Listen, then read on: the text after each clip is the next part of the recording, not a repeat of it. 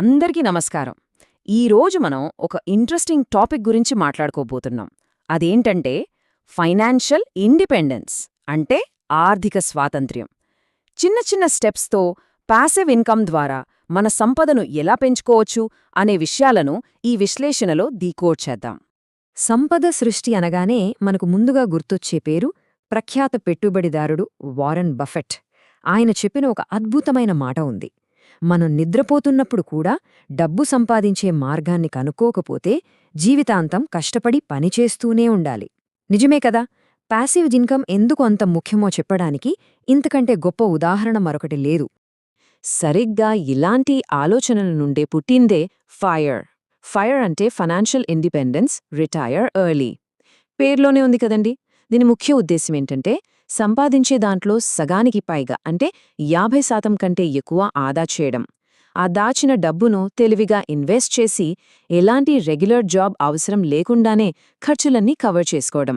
దీనికోసం గట్టి బడ్జెటింగ్, అలాగే 4% సేఫ్ విత్డ్రాల్ రూల్ లాంటి పద్ధతులను పాటిస్తుంటారు.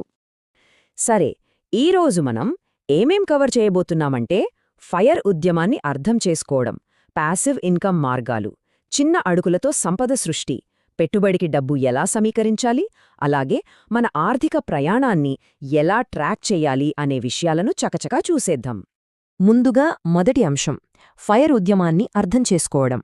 ఇక్కడ గమనించాల్సిన విషయమేంటంటే ఎవరి లైఫ్ స్టైల్ గోల్స్ని బట్టి వారి ప్రయాణం మారుతూ ఉంటుంది. అందరికీ ఒకే ఫార్ములా సెట్ అవ్వదు. అందుకే ఇందులో మనకు చాలా రకాలున్నాయి. ఉదాహరణకు లీన్ ఫైర్ తీసుకుంటే, అంటే కనీస ఖర్చులతో చాలా సింపుల్గా బ్రతికేయడం. ఇక ఫ్యాట్ ఫైర్ అంటే దానికి పూర్తి వ్యతిరేకం, ఏమాత్రం కాంప్రమైజ్ అవ్వకుండా ఉన్నత స్థాయి జీవనశైలితో బ్రతకడం. అలాగే కోస్ట్ ఫైర్ అని ఇంకోటుంది. ఇందులో ముందుగానే బాగా సేవ్ చేసి ఆ డబ్బును చక్రవడ్డీ మ్యాజిక్ వదిలేస్తారు. ఇక లాస్ట్ది చాలా ఇంట్రెస్టింగ్, అదే బరిస్టా ఫైర్. హెల్త్ ఇన్సూరెన్స్ లాంటి బెనిఫిట్స్ కోసం ఏ కాఫీ షాప్లోనూ లైట్గా పార్ట్ టైం చేస్తూ సగం రిటైర్మెంట్ ఎంజాయ్ చేయడమన్నమాట. ఇక రెండవ అంశానికి వద్దాం, పాసివ్ ఇన్కమ్ విధానాలు.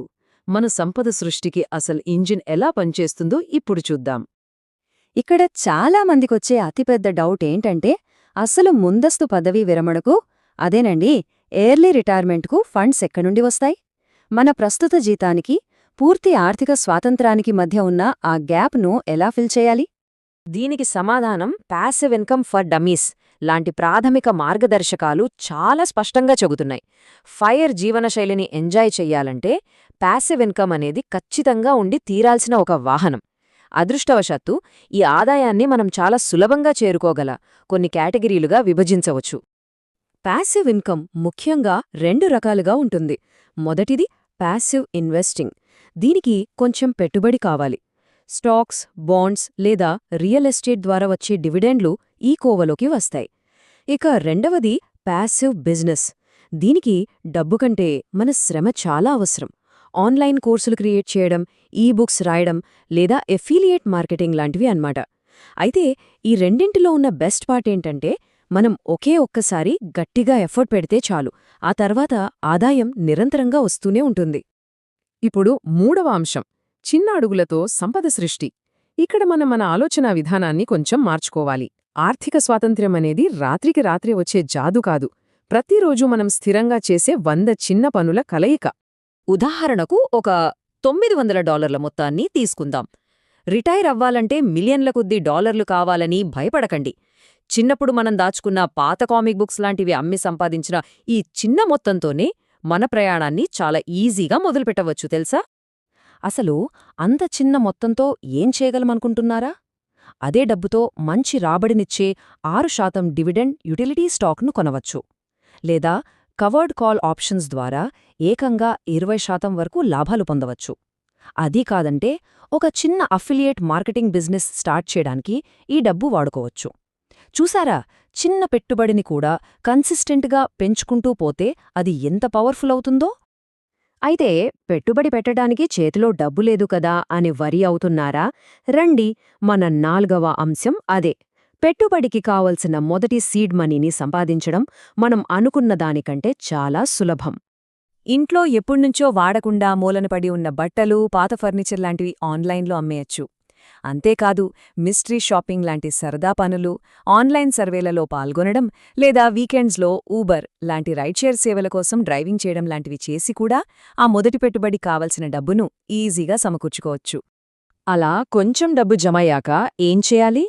ఒక $50 లేదా $100 ముందుగా ఒక స్టాక్ బ్రోకరేజ్ అకౌంట్ ఓపెన్ చేయండి.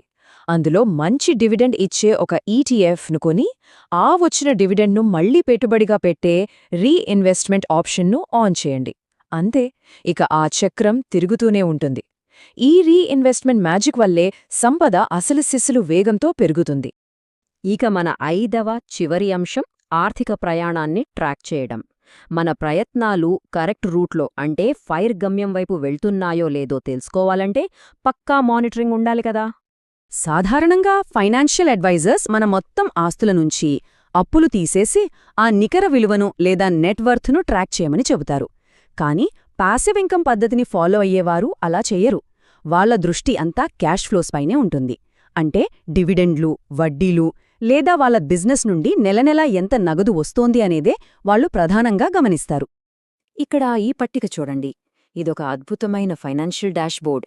పెట్టుబడి రకం, దాని నుండి వచ్చే ఆదాయం, వార్షిక రాబడి శాతం, అలాగే మొత్తం ఏటా ఎంత ఆదాయం వస్తోంది అన్నది ఒకే స్ప్రెడ్షీట్లో ఎలా ఉంచుకోవాలో ఇది చూపిస్తుంది.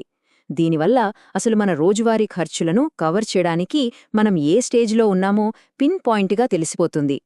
ముగింపుగా ఆలోచించాల్సిన ఒక చిన్న ప్రశ్న: ఆర్థిక స్వాతంత్ర్యం కోసం ఈరోజు మనం వేయబోయే ఆ మొదటి చిన్న అడుగు ఏమై ఉంటుంది?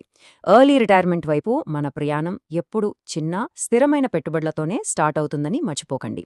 ఈ విశ్లేషణ ద్వారా పాసివ్ ఇన్కమ్ అలాగే ఫైర్ కాన్సెప్ట్స్పై ఒక మంచి అవగాహన వచ్చిందని ఆశిస్తున్నాను.